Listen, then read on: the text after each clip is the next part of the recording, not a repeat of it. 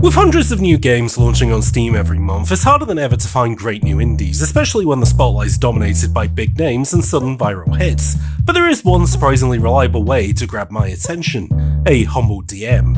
Every month a small trove of demos washes up in my inbox. Most are a little rough around the edges, but tucked amongst them are some real gems from passionate developers trying to get their work seen. So outside of the usual Next Fest months, I want to start putting a few of them on display. Chances are these demos aren't on your radar yet, but by the end of this video a few might just be sitting comfortably on your Steam wishlist. As usual, everything here was played and recorded directly on either Mac or Steam Deck, and where possible I've linked the free demos in the description. And if you're a developer watching this hoping to get your game out there in a future video, well, email's on my channel page.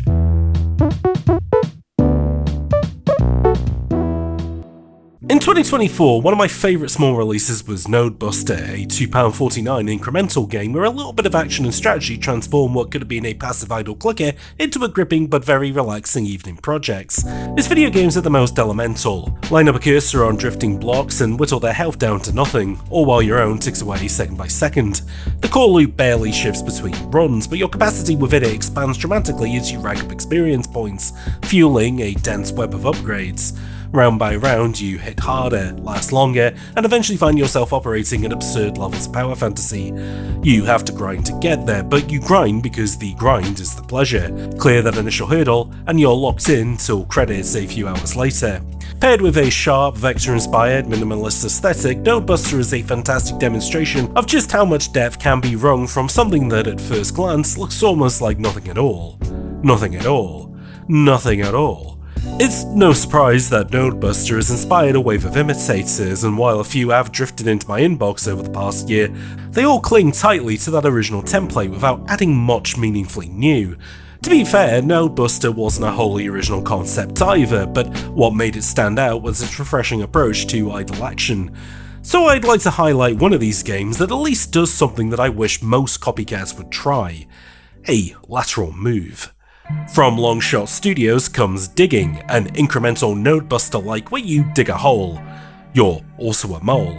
This is all explained in the opening moments where, in a first for these kind of games, you're given a backstory for why this chasm exists and another for the compulsion to dig deeper.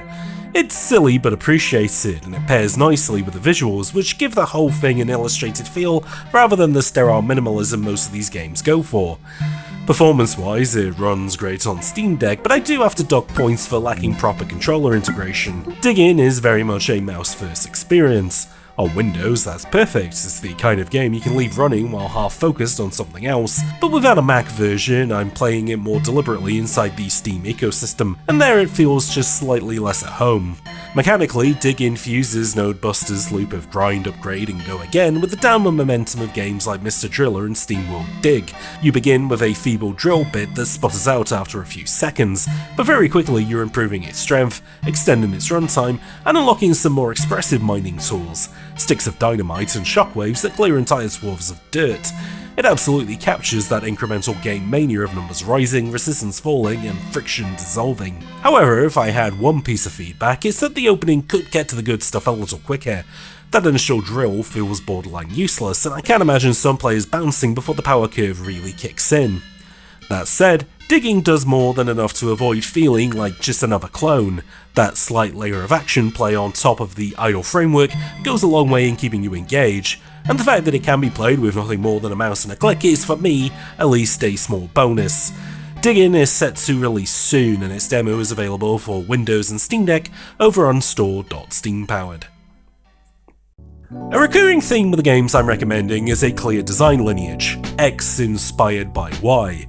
In some cases, the comparisons are unavoidable, as with DIGGIN and its clear allusions to Nodebuster. With the next two demos, I couldn't stop thinking about the influence of Celeste by Maddie Makes Games. Celeste itself was built on the razor-tight single-screen precision platforming of Super Meat Boy, where frequent deaths become part of the iterative process, but it pushed that formula to new heights through exceptionally crisp controls and the addition of an expressive air dash. The game was exacting without feeling cruel, fitting its themes of overcoming personal hurdles. It wasn't a game I personally adored at the time because of that challenge, but I respect what it accomplished, nudging indie platformers towards more intentional control design and how it became a genuinely important LGBTQ touchstone. Speaking of representation in games, the video game character who most resembles me might be the titular star of soda-powered penguin. This one pinged on my radar thanks to a kind reply from its developer Domayaro on Blue Sky, but honestly all it took was seeing a single sprite, a stout emperor penguin strapped into a soda pop jetpack, to sell me immediately. What follows is a loop-de-loop, ice-sliding precision platformer that fully commits to blending Sonic-style momentum with Celeste-like aerial exactness. On top of the penguin-approved thrills of speedily belly sliding over icy shoals, the soda-powered jetpack grants your otherwise flightless protagonist a single mid-air dash, refreshable only once you touch the ground or bounce off a balloon. As you'd expect, that one tweak opens the door to increasingly tricky aerial maneuvers over precarious pits, where success depends on threading together clean and confident movement. Fortunately, there's no timers to stress over and only PopCap collectibles coaxing perfect runs. You have all the time in the world to master its movement, and you can even use SPP's opening menu as a small sandbox to test the controls before you venture off. A tiny touch, but a very smart one. Its early obstacles, where you build up momentum in relatively enclosed spaces to climb upwards, were easily my favourite moments. There's something satisfying about mastering that rhythm before the game starts dangling you over precarious pits and demanding near-perfect penguin wrangling. If you're someone who thrives on that kind of challenge, I say this is an easy recommendation, but I genuinely quite enjoyed my time nonetheless. Soda-powered penguin looks lovely, feels excellent, and as you'd hope from a sprite-based platformer, runs flawlessly on Steam Deck. Especially for platformer fans hoping for something as intensive as Pizza Tower, SPP I think will nicely fit that niche. A foxtail isn't quite as immediately impressive as soda-powered penguin at this stage of development, but oddly that slight roughness is part of its charm. The sprite work could probably use another pass, though the animation of the fox's bounds is surprisingly solid. The racing can feel a little tonally uneven, but I appreciate that it's aiming for something bigger. There's the outline of an Ori-style emotional journey taking shape beneath it all, and perhaps as a slightly backhanded compliment, the relative simplicity of its Celeste-like platforming meant I didn't have to be frame perfect with every input. The challenge felt present, but forgiving, which for me, made it easier to settle in and just enjoy the flow. There's the start of something genuinely promising here, especially in its platforming ideas. Time, disappearing blocks, springs and conveyors, small mechanical twists that suggest the developer is thinking beyond the basics. A bit more spit and polish in the presentation would go a long way, but I'll also give it credit for something many demos in my inbox struggled with. It had fully functioning controls and ran at a rock solid frame rate on Steam Deck, and at this stage, that's no small thing. It's hard to write about a game you can't quite play at the level it demands like a Celeste, but it's just as difficult to engage with something where you're maybe not the target audience. Or perhaps you once were before years of dreadful first-person shooters calcified you into a cynical adult. Cozy games are the ultimate test of that kind of empathetic criticism. You might not be the demographic, but you can still recognise when something works for the people it's designed for. I couldn't stop thinking about that while playing Little Nemo and the Guardians of Slumberland, a platform adventure set inside the dreams of a young boy, rendered in appropriately plush visuals with a softened challenge to match. It's undeniably sweet, but crucially it never tips into the saccharine, not something I'd immediately recommend to my immediate circle of hardened video game veterans, but for a younger audience, or anyone craving a gentler adventure, it absolutely delivers. A lot of that comes down to Slumberland's presentation. Little Nemo is an unusual IP, originating from a century-old comic by animation pioneer Winsor McKay, a surreal chronicle of a child drifting through lavish dreamscapes, brought to life with genuinely groundbreaking artwork. That legacy carried forward into an animated film adaptation, and most recognisably for this audience, Little Nemo the Dream Master, developed by Capcom for the NES. There's an expectation of strong visuals and animation attached to that name, and I think the team behind Guardians delivers. Everything is hand-drawn, feeling like a nice riff on the work of Lizard Cube's Wonder Boy the Dragon's Trap. Rather than directly recreating the turn-of-the-century comic style or the film's aesthetic, they opt for something more contemporary, drawing inspiration from modern kid-focused cartoons. It feels approachable and vibrant, while still rooted in a dreamlike whimsy. Gameplay-wise, it moves beyond the straightforward platforming in the NES game into something closer to a Metroid structure. There are shades of the Dragon's Trap in its progression, and even the faintest whisper of Dark Souls. Though here, bonfires are replaced with comfy beds you can walk between from the waking world. Toys are your weapons of defense, and you can even recruit little companions along the way. I imagine they'll offer more substantial mechanical twists in the full release, but in the demo I only found a small alien creature who gobbled up enemies like a baby Yoshi, which is already a strong pitch. It's a slight demo at this stage, not quite enough to sell the sprawling, interconnected appeal you want from a Metroid-inspired adventure, and I did run into a couple of technical hiccups, including a boss that fully vanished from its own arena after I paused the game. Not ideal, but much like Little Nemo himself, it's hard to stay mad at. What kept me engaged were the hints of more interesting systems bubbling beneath the surface. My favourite is a dynamic difficulty wrinkled tied to performance. Defeating enemies and collecting trinkets gradually makes the world more hostile, subtly ramping up the danger and the rewards the better you play, until taking a hit resets that counter. It's a clever way of keeping stronger players on their toes, preventing Little Nemo becoming something you simply sleepwalk through. Guardians of Slumberland feels like one to keep an eye on, particularly as a true indie take on the hand-drawn platformer. The team has come a long way since their 2022 Kickstarter, and it seems like real progress has been made towards something cohesive and confident. There will be a demo available during Next Fest, and I can happily report for non-Windows gamers that it runs great on Steam Deck. It's slightly tragic, if predictable, that the explosive success of Vampire Survivors has raised an undead army of imitators. Not that having too many video games is the worst problem in the world, and to be fair, the strongest of the bunch have started clawing their way out from the pack. A recent example is Vital Shell, which grafts that familiar bullet heaven structure onto a pitch-perfect parody of Armored Core's PS1 era aesthetic, complete with chunky 3D carousel menus and era-appropriate font choices.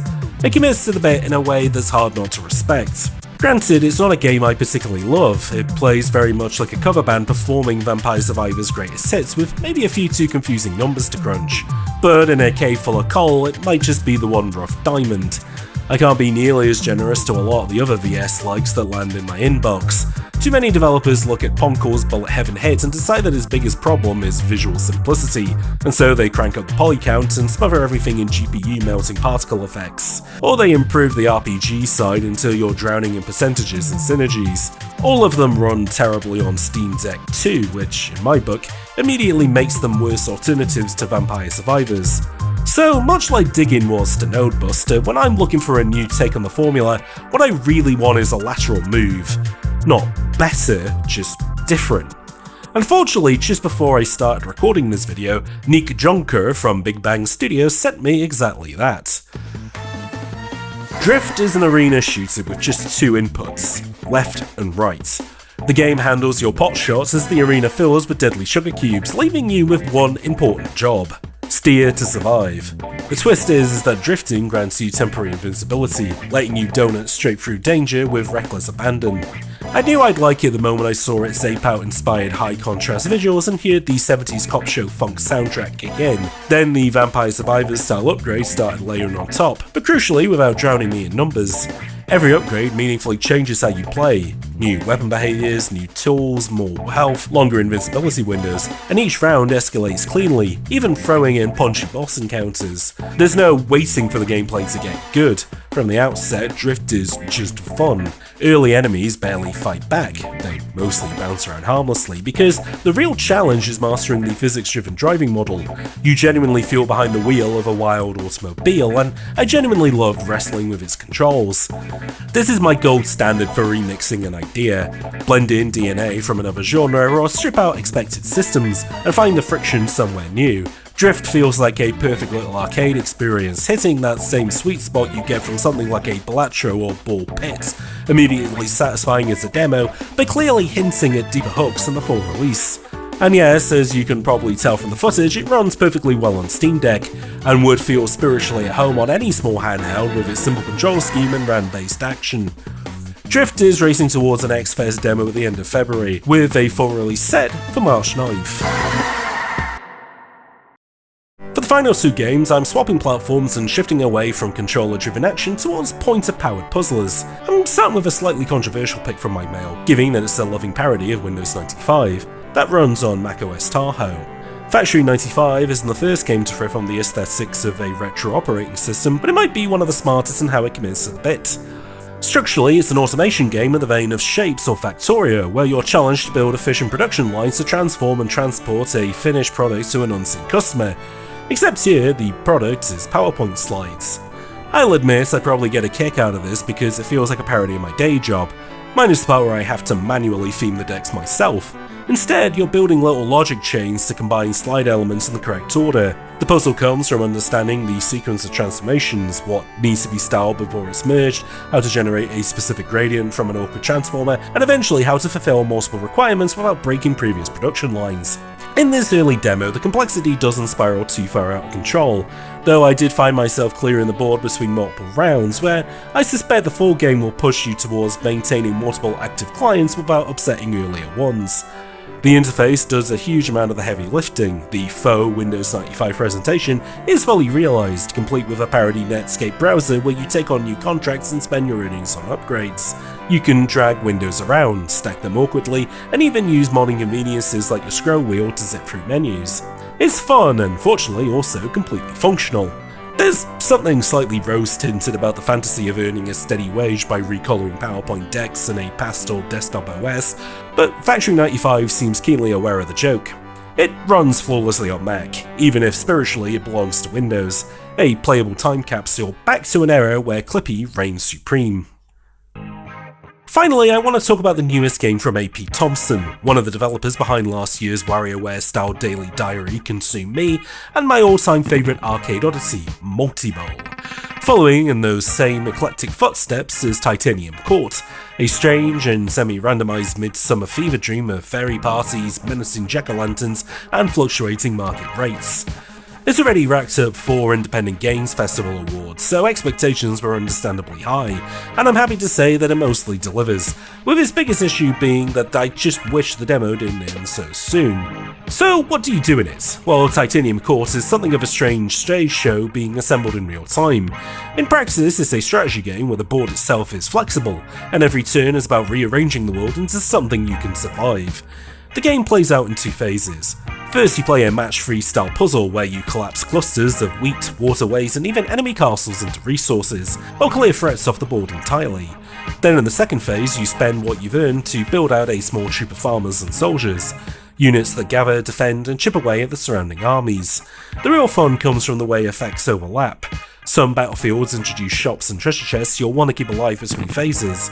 Others throw in enemy types like trebuchets where you can literally change their attack patterns just by sliding them around the board. Titanium Core feels like a love letter to early iPhone era puzzle games, but seamlessly folded into something closer to an automated battler. It's nostalgic for that era of simple interfaces, something echoed in its art style, but refuses to stop at mere replication, instead asking how far that simplicity can be stretched into something genuinely strategic, in the same way Reigns turned Tinder swipes into bite-sized Crusader Kings decisions. Mechanically, it's already doing a lot, but it feels even more effortless thanks to that presentation. The title alone evokes a Midsummer Night's Dream, and given a few characters share familiar names, I don't think that's accidental. Like Shakespeare's play, it has this laid-back, mischievous energy that's happy to step off the stage and acknowledge the player as a separate entity. It's a story within a play within a video game you're playing on your computer, where even the user interface gets in on the act. The soundtrack has this twangy, relaxed groove fitting of a 70s stage production, but during the match-3 sections it stretches out into Brian Eno-inspired ambience, like the music is exhaling what you think. Visually it evokes those CGA-era graphics, photo references flattened caricatures, animations that snap in with an early Windows Solitaire flair, and stock images used like comedic punctuation. It's genuinely charming, and I'm keen to see how far they can stretch this format before it snaps. I think Titanium Core might be the strongest demo in this batch, and it's absolutely in line with the quality of AP's previous work. The only catch is that the demo is a little cryptic to get hold of. Maybe there's something in this video that might point you in the right direction, but keep that secret between you and me. And those were just a few of the demos from my DMs that I think are worth your time. My inbox is always open, so if you're making something experimental, eclectic, or just plain interesting, feel free to send it my way. And if you've played something that you think I should be checking out, drop it in the comments below. As always, this video was made possible by my lovely supporters over on the hot side of Patreon. For now, I'm James, and I'll see you all in the next upload.